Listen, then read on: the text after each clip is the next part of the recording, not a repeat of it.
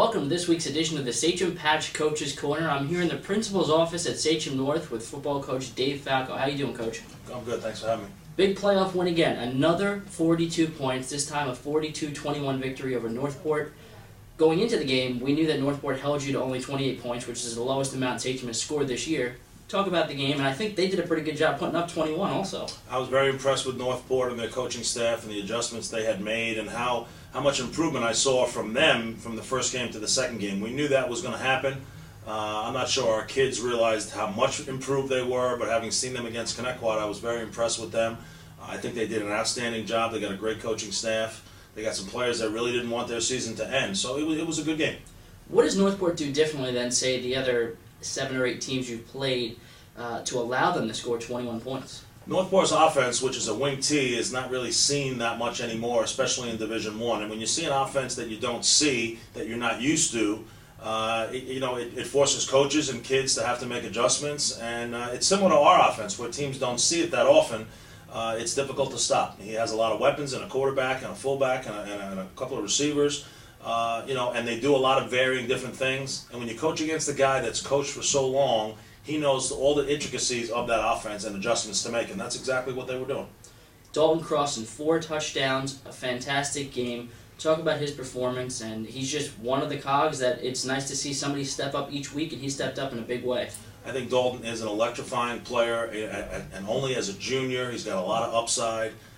He has really taken hold to this offense in the beginning, coming from where he came, which was an I offense. It was a little bit of a struggle early, but I really think he's got the timing down now, and this offense is a lot about timing. Dalton is a great player. He's fitted in well with our kids. He's a great role model for our younger players. It's nice to have Dalton Crossan on our team. William Floyd this week, a rematch of last year's Suffolk County Championship, a rematch of the game you already played this year against them once before.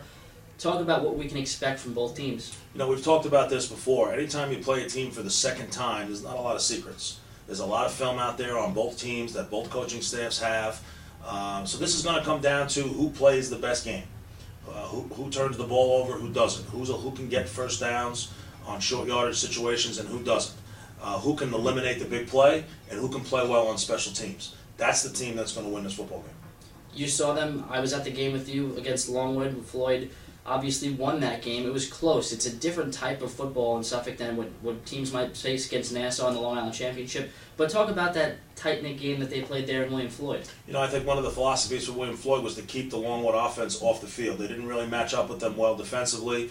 So from an offensive standpoint, they're trying to run the clock. William Floyd is trying to continue to get first downs. Scoring fast doesn't help them because then Longwood's offense comes back on the field. I think with us it's going to be a little bit of the same thing. They're going to try to keep our offense off the field and control the clock. Speaking about the Nassau teams, Farmingdale and Freeport are outstanding teams with great athletes and legendary coaches. So we're going to have to think about that next week if we're able to get by on Friday. Yeah, one battle at a time. One battle at a time. How about the atmosphere of playing at Stony Brook University? It's always a pleasure and a thrill to get to that level. Now you're there. You've coached there before. What's that like? I think last year was a huge thing for us to get there for the first time. It was a little overwhelming for coaches and players. It was extremely loud. It was very intense. A lot of media coverage, a lot of hoopla before, and during the warm-ups and that, type of stuff. I think our kids are going to handle it better this year because we've been there before. I think our coaches are going to handle it better again because we've been there before, and I think that's a big deal. Our kids are very excited. Our coaches are excited. I know our fans are excited, so we can't wait till Friday. We'll see what happens. You can catch our live in-game blog, which starts at 6 o'clock if you can't make it down to Stony Brook. You can also check the rest of this week on Sachem Patch. We'll have different football stories, previews, sidebars, different stories leading up to the big game. Remember, Sachem Patch is your exclusive home for coverage of Sachem football. Stay classy, Sachem.